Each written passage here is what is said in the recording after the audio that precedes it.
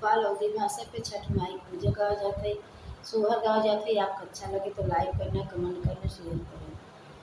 बाजही बांसे के बढ़निया, बबुनी लचकत जाए, बबुनी लचकत जाए।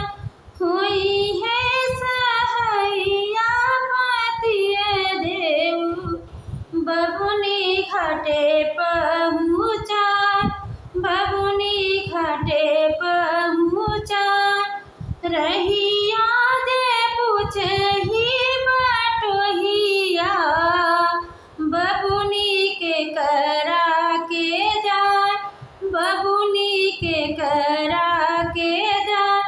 देहु अन्हरे बटोहिया, बबुनी छठी माई के जाए, बबुनी छठी माई के जाए। उहवा दे बाटिनी छठी मैया, बबुनी उनका के जाए, बबुनी छठी माई के पूजे, बबुनी छठी माई के पूजे। पाँच ही बांसे के बढ़निया, बबुनी लचकत जाए, बबुनी लचकत जाए। हुई है देवर जी सहैया, हुई है देवर जी कहरवा, बबुनी घाटे पहुँचाए, बबुनी घाटे पहुँचाए। रहिया दे पूछही बटोहिया, बबुनी के करा के जाए, बबुनी के करा के जाए।